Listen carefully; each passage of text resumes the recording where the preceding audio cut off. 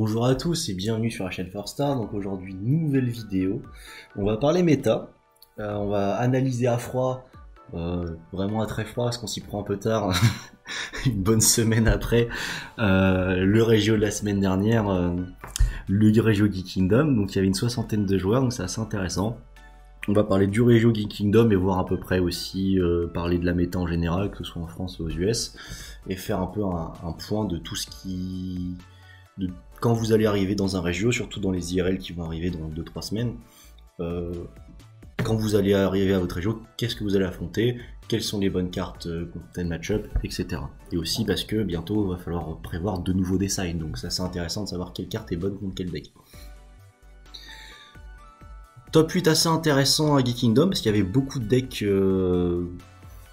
représentés. Donc il y avait un King Vegeta, un King Cold, un Mechikabura, un Dark Broly, un Vegex et le Baby Bleu qui a gagné. Bon, il y avait deux Dark Broly et deux King Cold, mais c'était assez intéressant. C'est globalement tous les decks, hormis l'absence de Mecha Freezer, tous les decks qui ont, pour moi je pense, une chance de gagner. Peut-être Mechikabura est un peu juste, mais tous les decks qui ont dans le ventre de gagner un event étaient présents en top 8, donc c'est assez intéressant.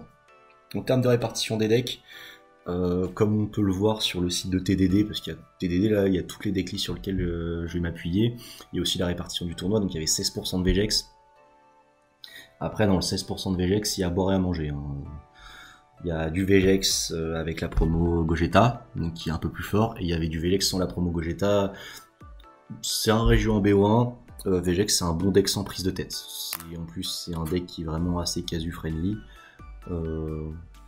C'est-à-dire qu'un casu peut s'amuser avec Vegex, par contre un casu peut pas forcément gagner un event avec Vegex. Je pense que le deck avec le moins de skill cap peut-être de tous les meilleurs decks, là je dirais que c'est KP. KP, n'hésitez pas à le jouer, hein. Même là ça reste très bon dans la méta, c'est très bon contre le noir. Jouer KP, hein. Vous allez jouer KP, ça peut vous faire gagner des tournois ou faire un top assez facile. Il y avait aussi 10% de King Vegeta, 10% de Dark Broly, 7% de Mecha Freezer, 7% de Mechabra, 5% de KP, 5% de King Cold, 3% de Starter Coup. Donc c'est assez famélique, sachant que c'était le deck le plus représenté sur les deux métas précédentes. Il était facilement à 20% à tous les tournois, là il a seulement 3%. Ça doit représenter genre 2 decks. Ouais, je pense, oui, 2 decks, parce qu'après c'est 1,8%, donc du coup ça c'est toutes les decks x1. Donc il y avait seulement 2 starter coups sur une cinquantaine de joueurs. Je vais vérifier ça tout de suite. Il y avait 54 joueurs, donc 2 starter coups sur 54, c'est famélique. Et en plus du coup je sais qui c'est les 2 starter coups parce qu'ils font partie de ils font partie de la 4Star. Mais globalement les 2 baby bleus aussi, bah c'est Brian Landon et Alexandre Soldini. Il y avait 2 Boujac, dont un c'était Hugo Platré, l'autre je sais pas. Donc oui, il y avait King Vegeta qui a top 8, il y avait Maxime qui jouait King Vegeta, donc le deuxième King Vegeta je savais qu'il y avait Bruno Milano. Il y a un troisième King Vegeta, c'est ce que je suis tombé contre lui, c'est Casadei. Donc ouais non mais il y avait un BBD BT9, voilà. Donc il y avait tout, hein, dans le tournoi. Il y avait des gens aussi qui sont venus des gens qui sont venus aussi pour les lots, hein. Quand on voit certains leaders, par exemple on voit Vegeto Starter, Virus BT9, le reboot. Non, il y a pas mal de choses. C'est assez intéressant. Il y avait Quentin et Croire aussi qui jouait King Vegeta, donc c'est un leader, c'est le nouveau leader de la BT13 qui je pense est le plus fort et c'est celui qui va être vraiment très impactant avec King Cold et Mechikabura qui est un très bon outsider et qui a vraiment des très bons contrôles face à certains decks. Donc on va commencer la review des decklists tout de suite. Donc on va commencer par le 8ème, par Maxime, parce que déjà il fait partie de la chaîne, c'est un ami. Et aussi c'est assez intéressant parce que c'est le King Vegeta qui a le plus top. Il y a Bruno Milano qui a fait 2 victoires aussi en 3 rangs. La troisième il a drop, parce que bon, dimanche en famille et surtout il y avait le match de l'Italie, hein, évidemment. Du coup il a fait il était à 2-1 quand il a drop round 3 après avoir perdu contre Brian Landon et son baby bleu qui a été au bout. Il joue à 51 Maxime, donc 50 parce qu'il y a un terrain. qui vient tout de suite. Il joue 3 switching gear parce qu'il en avait pas 4. Voilà. Donc le Goku promo, globalement, c'est un 4ème switching gear. Il jouait 3 Raditz, un Vegeta. Je sais pas s'il va changer ses ratios, peut-être qu'il passera à 2-2. Parce que Vegeta c'est cool. 3-1, parce que des fois il aime pas très. En fait, comme dans la version que par exemple jouait Anton Kazeli qui est pas là, la version avec l'Alliance, la version rouge-verte, on veut trigger tout de suite l'effet du Vegeta pour gérer un bloqueur. Là non. Là globalement non, puisqu'il va poser son Bardock promo qui est quasiment la meilleure carte du deck, et il va taper crit, 15 000 crit, et il va péter son bloqueur sur l'auto, donc globalement il s'en fiche. Il a une version très contrôle, lui son but c'est en fait, il va taper sur le T1, T2, il va t'assassiner à coup de crit, et après T3 il va poser Jiren et il va faire, tu peux plus poser de battle parce que du coup il n'y a plus rien qui passe, parce que j'ai mon counterplay Yamcha en main, et j'ai effet Jiren, effet leader tout le temps. Donc c'est une fois par tour chaque, mais globalement il peut mettre moins 20 000 à la première battle qu'il choisit, et ça fait mal, ça fait très très mal. Il va vouloir contrôle avec la présence imposante du roi Vegeta qui joue x3. Il joue aussi 3 Violent Race, donc c'est bien de faire du 3-3, ça permet de gérer les decks qui go wide avec plein de battles à 15k, les decks qui go tall avec Violent Race. Après avoir sur la méta s'il va peut-être pas passer à 4 Violent Race main deck, parce que Dark Broly ça pousse, ça gagne pas mal d'events. Mecha Freezer est plus impacté par le fait de pas pouvoir taper avec ses battles à 20k que la présence imposante du roi Vegeta, parce que en fait les battles qui ont moins de 20k, tu les gères avec Jiren Leader, donc peut-être qu'il passera à 4, à voir, on en discutera peut-être avec lui. Globalement oui, on a beaucoup discuté sur la création de son build. Je veux pas non plus jusqu'à dire que c'est moi qui lui dis de faire des trucs, il a fait aussi des choix par lui-même. Hein. Le Broly A1 c'est si jamais il tombe face à du SS, s'il tombe face à du miroir, il y a 2 open, il regarde la main. Il fait ok, je vais discard ton topo. Il joue topo x2. Globalement, topo x2, il a joué 0 fois. Dans le tournoi, il a posé 0 fois son topo, mais par contre, beaucoup de joueurs ont joué autour quand il avait 2 open. Donc, globalement, en fait, dans le rouge, si vous laissez 2 open, que vous jouez ou pas topo, votre adversaire va jouer autour. Donc, du coup, ça, c'est intéressant de limite le pas jouer. 2 Kaioken parce que c'est du BO1, donc si tu tombes face à un deck qui tourne autour d'une carte qui a barrière, tu mets Kaioken, il a perdu. Pour d'autres, tu fais Kaioken, il est mort. Héroïne, je pense c'est la meilleure SCR dans ce deck là. Voilà, comme Doval aussi jouait celle-là. La héroïne c'est trop fort. Piquer un Gogeta promo par exemple avec Vegex c'est trop fort. Ça fait vraiment la diff. Le finisher ça va être le Bardock réplique du deck. Le max power il était là juste pour gérer des Mira. Si jamais il tombait face à du Dark Broly ou à du Vegex. Le Denigras c'est un deck qui fait c'est une carte qui fait énormément de mal à son deck et du coup il lui faut systématiquement une out. Donc Max Power c'est un très bon. Max Power est une très bonne carte pour gérer plein de choses. Hein. Globalement ça peut être au pire c'est un contre que vous pouvez récupérer en main si vous dégagez 4 cartes de vos drops. Le contre x1 parce que ça fait toujours plaisir des fois de votre adversaire se full tap et qui veut faire un D-Magic, non. Ou qui veut faire par exemple dans Vegex qui veut faire un Power Burst, non. Voilà, ça pique. Une double frappe, parce que c'est le meilleur finisher du jeu. 4 super combos Raditz, parce qu'il peut les tuto avec le leader non éveillé. Il peut tuto ça avec son Vegeta Unco, qui est très fort. Globalement, dans ce deck-là, vous allez vouloir vous allez jouer un petit pote sur son terrain. Vous allez faire directement, si vous startez, vous allez faire petit pote sur votre terrain, vous allez poser le Unco pour le tour d'après. Et si vous commencez deuxième, vous allez quand même le poser lui. Et taper crit, tranquille. Mais l'idéal, globalement, quand vous posez King Vegeta, la cœur du deck, c'est quand vous commencez, vous faites effet terrain, vous posez lui. Du coup, ça vous fait un CA neutre, parce que vous avez tuto une carte assez intéressante. Des fois, si vous avez de la chance, vous avez tuto directement super commandé début de partie, ça fait plaisir. Et après, au début du tour d'après, vous allez poser un switching gear. Avec le petit pote que vous allez poser sur le terrain adverse, vous allez mettre un petit pote en inertie, et pour 1 vous allez faire Bardock, et vous allez votre lien 3, et vous allez taper avec Bardock, vous allez taper avec votre Vegeta crit, vous allez mettre 2 dégâts à 15 000 crit, parce que votre adversaire peut juste rien faire là-dessus, avec le Bardock vous allez gérer de la battle sur le board adverse, vous allez mettre une très grosse pression en crit en début de partie. Globalement, dans KV, votre partie va s'articuler autour du fait de est-ce que vous pouvez mettre plus vous allez mettre d'attaque crit sur votre tour 2 quand vous commencez, mieux la partie va se porter pour vous. surtout face à du bleu par exemple.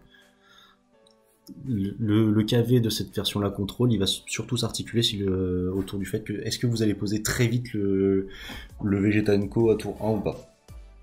Parce qu'après, globalement, avec Jiren, ça va être du contrôle à partir du T3. Donc en début de partie, vous allez, juste en faisant des effets de terrain, vous allez brûler les PV de votre adversaire, vous allez mettre de la pression en crit, donc du coup sur votre T2, votre adversaire va être à 3 points de vie par exemple. Et après, pendant tout le reste de la partie, bah, vous allez, ça va être du jeu de ressources, il va pas pouvoir poser de battle, et vous allez tout le temps taper avec vos quartiers en crit et votre unisson, et votre adversaire va tout le temps devoir défendre parce qu'il est déjà à 3 PV sur son T2. Enfin, ça va être le but du deck, de mettre une grosse pression early, en ayant craché très peu de ressources, en ayant juste fait globalement des effets terrain. Donc c'est un deck très intéressant, et je trouve qu'il va être encore plus fort avec du side. Et il va être encore plus intéressant avec du side. Globalement, les mauvais match-up de King Vegeta, je pense que ça peut être un très bon Vegex aggro, un Dark Broly s'il touche pas ses Violent Rays, de la discard. Un Cell Surge discard, ça peut l'embêter, mais il peut aussi embêter un Cell Surge assez facilement lui aussi. Mais un Cell Surge, ça peut grave l'embêter. C'était une bonne decklist, elle a fait le taf. S'il devait changer des trucs, je pense qu'il... Bah du coup Kaioken ça passera en side, hein, évidemment, parce que là c'est du B1, mais non, la decklist a fait le taf. Peut-être mettre un quatrième Violent Rays, parce que Violent Rays quand même... on est encore dans une méta où le noir va être très très présent, et t'as pas le choix, quoi. Contre Vegex t'as pas le choix, t'es obligé de faire des... Contre Vegex t'es obligé de faire des Violent Rays T2, quoi. C'est du délire. Le 7ème, Guillaume Plichard, avec son Mechikabra, donc il le joue à 60, donc c'est beaucoup, mais en même temps il y a cette boule, donc ça, voilà, ça va vite. Son deck est assez intéressant, il fait plein de choses. Il fait plein de choses, il y a plein de trucs. Globalement le Goku là, il a 5000 double frappe unique je crois, et son effet c'est si votre adversaire pioche une carte par un effet de carte, il gagne plus 10 muscles à la fin du tour, donc globalement vous allez le poser pour 1, et après c'est sur les effets de Shroom et Salsa, de Shroom et de Poutine. Quand vous allez jouer en fait votre adversaire il met une carte en warp et il pioche un, donc du coup hop il passe à 15 000 double frappe. C'est une combo, voilà, c'est comme ça. Son deck est intéressant, les meilleures cartes du deck, bah, c'est le Mechikabra à 8, c'est le King Vegeta, le meilleur carte du deck je pense c'est la King Vegeta à 6, hein, qui fait warp vous pouvez warp une carte de la main adverse, c'est trop fort. Le Salsa, s'il est pas géré, ça va être vraiment votre draw power, ça va être très fort. Mechikabra en gros, sur son tour d'éveil, il va faire tri-off assez rapidement. Ça dépend du style de jeu, mais je trouve le plus intéressant c'est de faire tri-off assez rapidement, comme ça il va avoir plein de cartes en main. Et après, vous allez petit à petit gérer ses battles, gérer sa dispersion et l'embêter. C'est un deck assez explosif T2, T3. Et c'est là que vous allez globalement voir si vous allez gagner la game ou pas. Suivant comment ça se passe. Parce que globalement, vous allez mettre une grosse pression à T2, T3. Et après, vous allez bien défendre T4, bien défendre T5. Suivant si vous avez le finish ou pas, et là vous allez faire votre Mechikabra à 8 ou votre King Vegeta Xeno à 6 pour finir, quoi. Parce qu'après là ça va être de T3, T4, ça va être prendre le retour de la vague de ce que vous lui avez mis dans la tronche, piquer ses ressources avec l'effet leader en prenant ses battles, jouer du guignou. Là après vous allez taper avec sa battle, vous la mettez dans sa drop et vous allez gagner un guignou 20 000 double frappe. Donc c'est assez intéressant. C'est un deck assez intéressant qui fait plein de choses.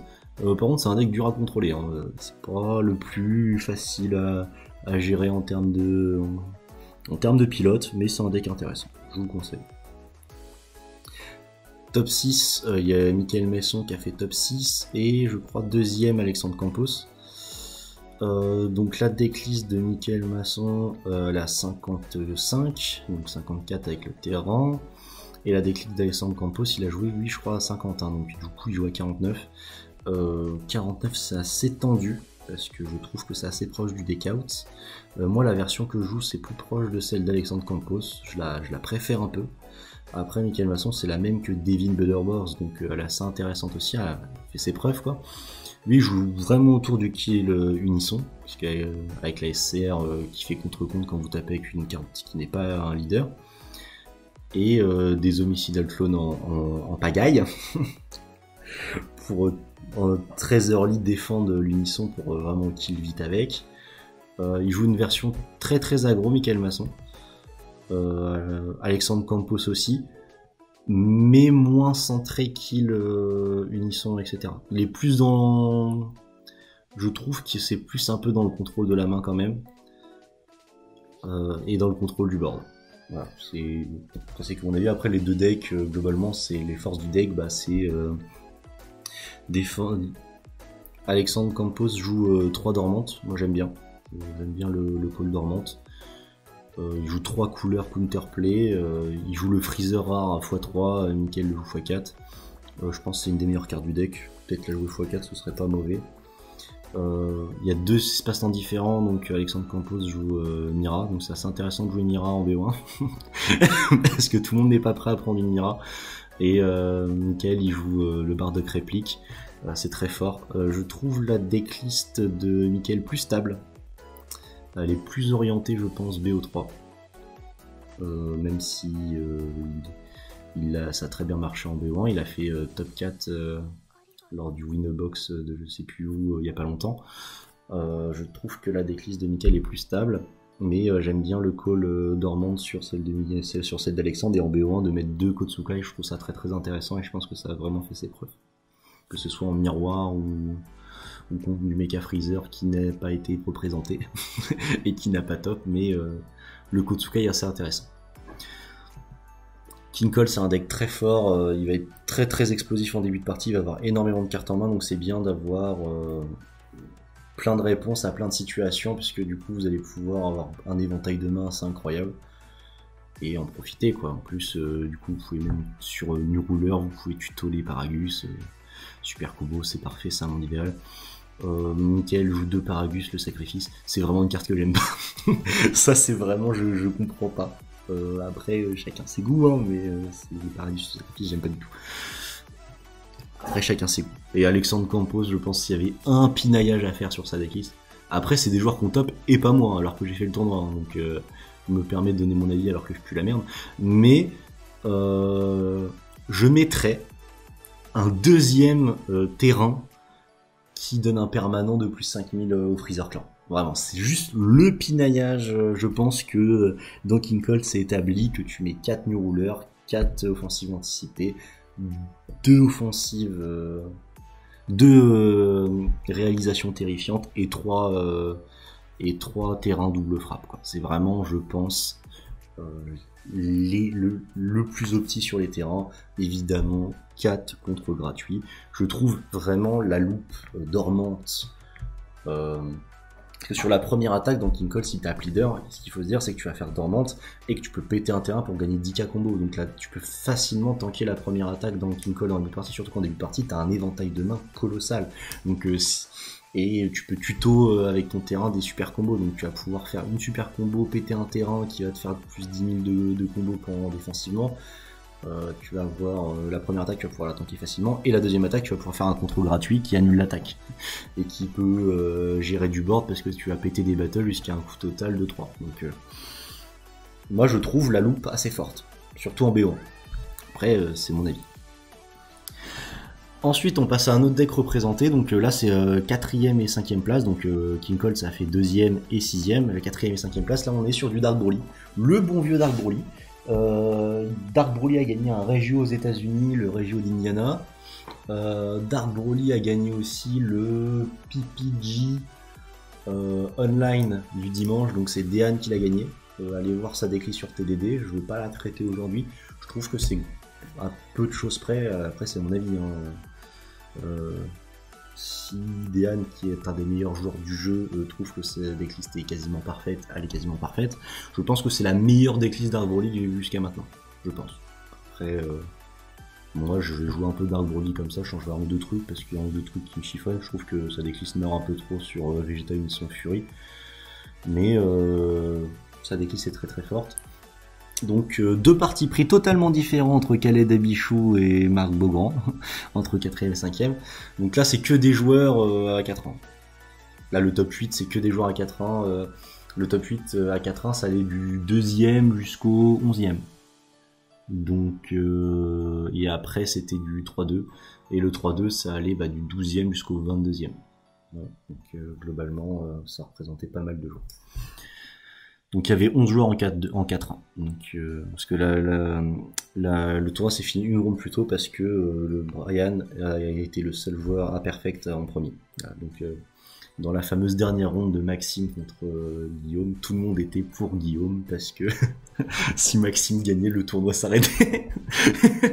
Donc tout le monde était contre Maxime et il a gagné quand même, bravo.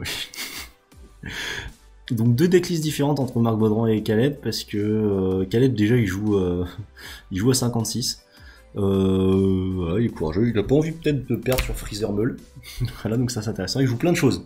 Donc Caleb il joue plein de choses, il veut passer autour de plein de trucs, il passe en dessous Vaillant 13, il passe en dessous Vegeta Unisson Fury, il met 2 BMS, il met 2 Gogeta rares si jamais il y a du KP, il a joué plein de trucs.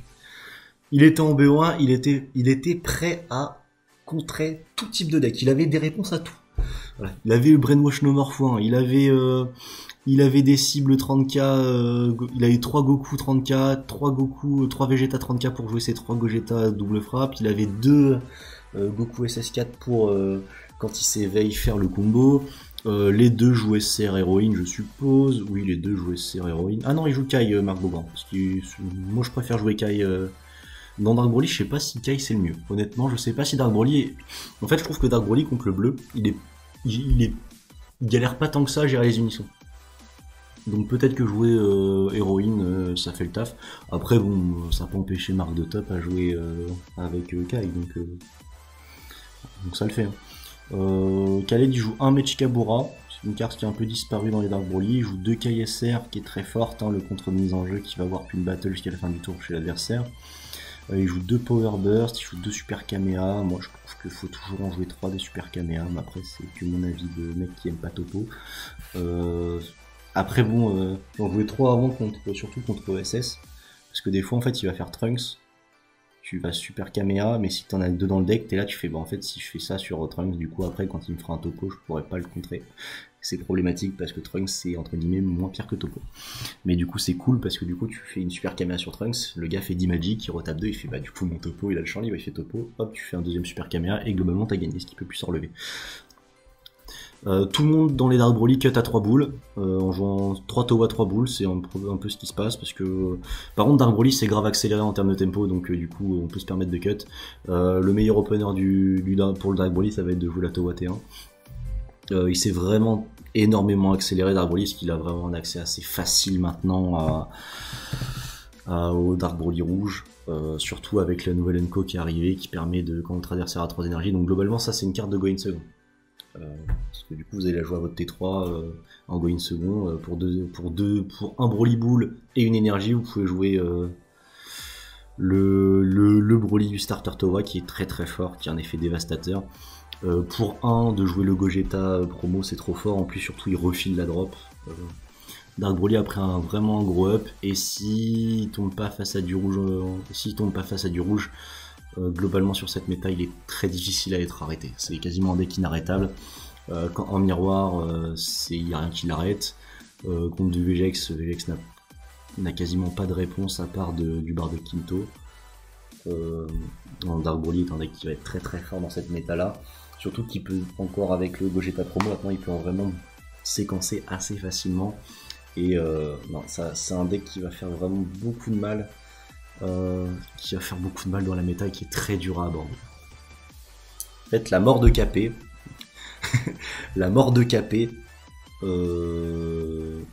enfin pas forcément la mort parce que le deck n'est pas mort, mais le désintérêt de KP donne un up à Dark Broly, et le renfort Gogeta promo, qui est trop fort dans Dark Broly, donne encore plus de pièces pour jouer aussi le Gogeta rare à 6, qui était un kill KP. Donc du coup, c'est assassin. Dark Broly, il est trop fort. Il y a que parce que en plus Vegeta, il a pas beaucoup de cartes en main, donc ça va l'embêter de faire tout le temps des Valiant 13.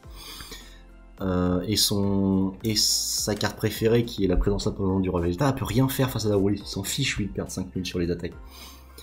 Donc globalement il y a Mecha qui est vraiment, en gros faudrait que Mecha soit beaucoup joué pour stopper Dark Broly, il faudrait vraiment qu'il joue Vegeta Unison of Fury, Et Vegeta Unissimo Fury, si tu joues plein de double frappe dans ton deck, bah tu tapes juste leader double frappe sur l'unisson, bah elle est morte, donc du coup il doit en choper une deuxième T3. Et s'il n'en a pas de deuxième T3, bah il va prendre la foudre T3. Globalement, Mecha Freezer peut poser beaucoup de problèmes à Dark Broly, mais sa curve va être tricky, hein. Faudra que T2 il sorte l'unisson, et T3 faut qu'il ait son Gouja Carivol et qu'il passe son temps à lock les énergies de Dark Broly. Voilà. Globalement ça va être ça.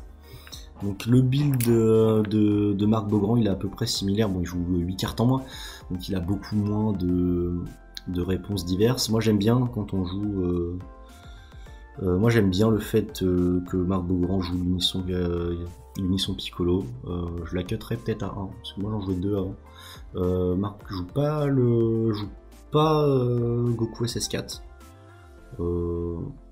Peut-être qu'il le jouera en BO3, je sais pas, j'ai écouté son récap sur Card Maniac, son report, il est assez intéressant, parce qu'il a aussi fait top à l'Event Card Market. Je me rappelle plus de ce qu'il avait dit sur le SS4 Pathful Play, mais c'est très très intéressant. Il joue 3 Goku à 1, donc du coup il a, avec le Goku à 1 et Super Combo, c'est des pièces à Gogeta promo, et il joue 3 Vegeta 30k et 3 Goku 30k, donc c'est aussi des pièces au Gogeta Pro. Il joue pas le Gogeta rare, moi je trouve qu'il est trop fort, ça devrait être joué, surtout que c'est un truc qui passe souvent en 13 et qui clean le board, c'est juste trop fort. Voilà, le pinaillage qui en fait va devenir totalement sans équivoque et que je vais toujours dire. Moi je jouerais 3 super caméras, voilà, c'est tout, je vais le dire à chaque fois. Il joue pas la KSR, donc c'est un choix. Ça l'a pas empêché top, il a vraiment une version aggro, hein. C'est vraiment assez tout droit, tout dans le pétou quoi. Globalement, vulgairement c'est globalement ça. C'est il y va et il y va encore. Moi j'aime bien dans Dark Broly mettre juste en x1 aussi une pétrification. Juste une pétrification, des fois ça te fait ta game, t'es content. Voilà. Le gars fait Freezer à 5, tu fais pétrification, il fait ok, t'as gagné. C'est assez cool. Et on passe au top 3, donc Thibaut Minuni de la Team Zeno. Un Vegex. J'ai pas beaucoup parlé de Vegex, que je parle tout le temps de Vegex, donc ça va être lourd. Il joue à 56, c'est un bon chiffre. 56, c'est si tu touches pas de super combo. Et sans utiliser extra bout, c'est quand tu commences en deuxième, tu as meulé ta 56e carte sur ton 5e effet. Sur ton 5e Activate Main. Donc c'est à savoir en termes de ratio. Il joue 2 Kotsukai, 1 Super Caméra, je pense que c'est parce qu'il a pas trop Kotsukai. Moi je vois que ça. Après, c'est que de la supposition. Il m'a battu en 1. Voilà, donc GG à lui. Il l'a très bien joué. Les cartes qui ont été impactantes dans la game, c'est sur le tour où j'aurais dû le kill. Il avait 2 KSR en main, 2 Power Burst. J'ai pleuré. Globalement, la KSR en miroir est très forte, hein, c'est pas peu dire. Globalement, c'est une bataille aussi de Gogeta promo. Il m'a éveillé très tard, parce que j'ai pas touché mes pièces d'auto-éveil. J'ai meulé tous mes Power Burst. Donc du coup j'ai pas pu m'éveiller, c'était un enfer. Et ouais, globalement il m'a bien contrôlé, il a bien joué à lui, il a bien géré la game, bien joué lui. Après on n'est pas là pour faire mon report. La decklist est assez intéressante en termes de pièces, il y a 4 super combos, 4 Goku à 1 pour Gogeta, et du 3-3 sur les 30k, donc c'est assez intéressant. Ça va sortir vite, le MS6 Secret Identity en miroir il est dévastateur. Le BMS en miroir il est fort. Moi j'ai opté pour le Vegeta Xeno parce que je voulais plus de pièces pour sortir Gogeta promo vite. En miroir, bah du coup je me suis fait gérer par BMS, c'était chiant. Et en plus j'ai pas meulé mes pièces pour sortir Gogeta promo vite. J'étais pas content. En plus il a utilisé son héroïne pour voler mon Gogeta promo, j'étais pas content non plus. J'ai été trahi par mon propre Gogeta, trahi par son frère, ça fait mal. Vegex c'est un deck très intéressant en BO1. Très agressif. Moi sur ma partie c'était ma classe est tempo, mais globalement Vegex le plus intéressant c'est s'il start et qu'il te sort Gogeta promo T2, t'es à 3 PV et tu vas souffrir. Donc Vegex c'est à 3 PV, c'est un long calvaire qui s'annonce à toi sur toute la partie. Parce que à part si tu joues t'as un autre deck noir et que du coup tu joues Brainwash No More, globalement tu vas être là, tu vas faire en fait à partir du moment où je vais prendre mon 3ème PV, à chaque attaque il peut me finir. Et Vegex c'est un deck qui peut sur une attaque monter facilement entre 75 et 100k combo, surtout s'il fait une extra bout. Beaucoup de gens sur ma decklist VGX avaient critiqué l'extra bout. Moi j'aime bien l'extra bout, je vous conseille de jouer l'extra bout. Pour plein de types de decks, vous gagnez parce que pour une énergie, vous mettez 15k sur votre finisher avec l'extra bout. Jouer de l'extra bout, c'est trop fort. Et enfin, le premier, et pas des moindres, Brian Landon avec Baby Bleu. Donc c'est un deck que je vais pas me permettre de donner beaucoup mon avis en termes techniques sur le deck. Je vais plutôt expliquer l'ADL, parce que c'est pas le genre de deck que j'apprécie jouer, c'est pas le genre de deck que je joue. Donc Brian, je pense, c'est un des tout meilleurs joueurs bleus en France. De toute façon, c'est simple, hein, tous les meilleurs joueurs Baby bleus en France, ils sont chez TDD. C'est Brian, c'est Alexandre Soldini, c'est Kevin Delima, même s'il joue moins en ce moment. Et je crois qu'il y a aussi William, de Ludotrotter, qui joue aussi Baby Bleu, qui est aussi à TDD. Donc globalement, en fait, c'est un leader TDD, hein. Il est labellisé. Je pense, et c'est assez cool qu'il ait gagné, parce que je pense que c'est le meilleur builder qui a gagné le tournoi. Ça arrive souvent en début de méta. Le gars qui est le meilleur en building gagne les tournois au début de tournoi parce que la méta est pas stabilisée, on peut pas encore tous notre deck comme des gros salles. Sa DL est quasiment un 10 sur 10. Après je dis ça, je suis pas un spécialiste baby, mais je trouve que sa decklist est quasiment parfaite. Quand on regarde sa decklist, elle gère plein de choses, ce qui est dur dans baby, de gérer plein de choses, mais c'est aussi le but de baby. Et quand tu regardes ça, tu te dis comment je passe. Voilà, ça c'est la question. Donc regardez sa DL et dites-vous, chez vous avec votre deck, comment je passe. Parce que va falloir sérieusement se poser la question. En plus c'est du BO1, donc Baby est renforcé sur du BO1. L'ajout, le renfort de Galactic Buster ajoute beaucoup de stabilité à Baby. Mais l'ajout le plus conséquent, je trouve, de mon opinion, c'est la nouvelle Unisson Bout. C'est, je pense, à l'heure actuelle, la meilleure unisson du jeu. Elle est colossale. Dans le bleu, quand elle est posée, c'est une muraille infranchissable. C'est un enfer. Cette carte est trop forte. Je vais pas te la crier au ban ou quoi que ce soit. C'est bon, les couleurs, elles ont le droit d'avoir des... Toutes les couleurs ont le droit d'avoir des cartes très fortes. Mais globalement, cette unisson bout, c'est tellement fort. C'est pas comparable à Baby Hatchak, hein, mais c'est tellement fort que cette carte peut permettre de tempo des Baby Hatchak de manière totale. Hein.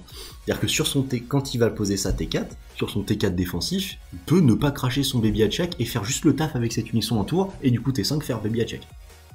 Et du coup, Baby Bleu, quand il te sort fou 10, t'as perdu. C'est simple, hein, quand tu sors fou 10, t'as perdu. Ça c'est intéressant, sa decklist c'est un grand 10 sur 10, je pense, ça gère tout. Il joue parasitique, je crois que sur sa vidéo il dit parce qu'il avait pas les 4 en SPR, les 4 bouts. Mais après parasitique en x1, en BO1, je trouve que c'est pas inintéressant non plus. Tu vois, c'est un bon call. Le Gohan Baby Stop Turn, c'est très fort dans Baby, en plus il coûte que 2. Globalement, ce qui est trop fort dans ce deck là, c'est que Baby, son problème c'est les cartes en main. Donc du coup, le plus intéressant dans ce deck là, c'est toutes les cartes qui vont faire un CA neutre. Donc, la revanche du Big Bang, trop forte. Voilà, c'est des tas de droits. Baby Gohan, c'est du droit. S'il passe le tour, parce que du coup, vous allez faire hop souverain. Pareil pour Bula. En gros, c'est vous allez contrer une attaque et après vous allez piocher un. Donc c'est très fort. Il joue 2 gorilles parce que des fois, ça peut être très bien de panic buy, de panique contre compte. Le Dimension Magic, il est plus intéressant parce que du coup il permet de faire un sparking des fois. Je pense que c'est ce qu'il disait dans sa vidéo. Le plus intéressant dans Dimension Magic, c'est le sparking. Après de retaper, c'est aussi intéressant. Ce qui est très fort dans ce deck là, c'est que Galactic Buster apporte quelque chose de très fort dans Baby, c'est que Baby il aime pas les decks qui go wide. Pour empêcher le go wide, il va jouer Gohan, mais s'il touche pas son Gohan ou si son Gohan se fait gérer sur un contre mise en jeu, il aime pas les decks qui vont faire plein d'attaques et qui vont rester à 15k et qui doit à chaque fois combo une carte ou cracher un Senzu, parce que Baby est un deck qui aura très peu de cartes en main. Et Galactic Buster permet de combo une carte des sources d'énergie et de droit, donc du coup en fait de de gagner du CA sur une défense à 15k, donc c'est assez intéressant pour lui. Et globalement, le Gokua permet de gérer toutes les drops 1 noirs qui vont poser problème à Baby en tant que floodgate, et le Boujak permet de gérer Denigra qui était la carte Gothol qui emmerdait Baby. Donc Galactic Buster offre 2 outs au poison de Baby, surtout que Hit, si Baby start, bah, le Denigra tu ne peux pas le jouer parce qu'il ne touchera même pas le terrain. Et Galactic Buster, en plus, si c'est pas pour avoir les 2 outs au poison de Baby, il va apporter sur une attaque par tour un petit CA sur une attaque qui est emmerdante dans Baby, parce que ça fait cracher de la main d'habitude. Donc c'est assez fort. C'est vraiment très fort, c'est un très gros renfort dans Baby. Après, ça meurt sur Kotsukai. Mais c'est pas grave, parce que Baby, globalement, Baby c'est le deck bleu qui est le moins impacté par Kotsukai, parce que grâce à son permanent servant, Gohan il a 25k quand il touche le board, donc du coup lui il s'en fout de Kotsukai. Donc Baby, c'est ça qui est fort, c'est que le deck il peut plus facilement dodge Kotsukai, parce que si Kotsukai est joué, il dit ok bah Bula et mon engine Galactic Buster, bah je vais pas les poser, je vais juste draw sur Galactic Buster, et je vais faire des contres avec Big Bang, D-Magic et Gohan, et je suis serein. Il n'y a pas Kotsukai, je vais profiter, j'ai posé toutes mes Bula, je vais faire mon engine Boujak. Donc il peut dodge plein de choses, c'est assez intéressant. Il a mis sa one-off extra et freezer, parce que s'il joue contre un Dark Broly ou un KP, il peut toujours hop clean le deck. Kani contre KP x2, c'est trop fort. Dans Baby Bleu et Axa Kani, c'est juste trop fort, hein, parce que ça veut dire que si tu joues une Silver Bullet anti-Baby, tu ne peux pas passer à 4 battles, parce que si tu passes à 4 battles, bah pour 3, Kani, hop, il clean le board, des battles de 4 ou moins. Donc ça c'est trop fort contre KP parce qu'il va tout clean, et c'est également trop fort quand on va jouer une Silver Bullet en face, parce que s'il a 4 battles et qu'il bouge pas, bah avec KP il va tout clean, il va faire ok, bah du coup, m'en fous d'avoir payé 3 énergies, parce que maintenant que t'as pu tes Silver Bullet, je vais pouvoir retaper sur tous mes comptes. Globalement, Baby, sur la méta actuelle, peut gérer plein de choses. Après, il a des défauts, il aime pas le end control, il aime pas le spam de board quand même. Voilà, il aime pas le spam de board quand même. Il aime pas trop Vegex. Si Vegex start, c'est quand même compliqué. Mais là, Baby a beaucoup plus de contrôle et qu'il en avait avant, et c'est vraiment un deck sur lequel il va falloir compter. Et je pense que cette decklist de Brian Landon, c'est quasiment 10 sur 10. Hein. Si vous voulez net deck, n'hésitez pas. C'est trop fort. Surtout que les Galactic Buster, une fois qu'ils sont en énergie, il peut les recycler avec Zeno en les reprenant. Donc c'est cool.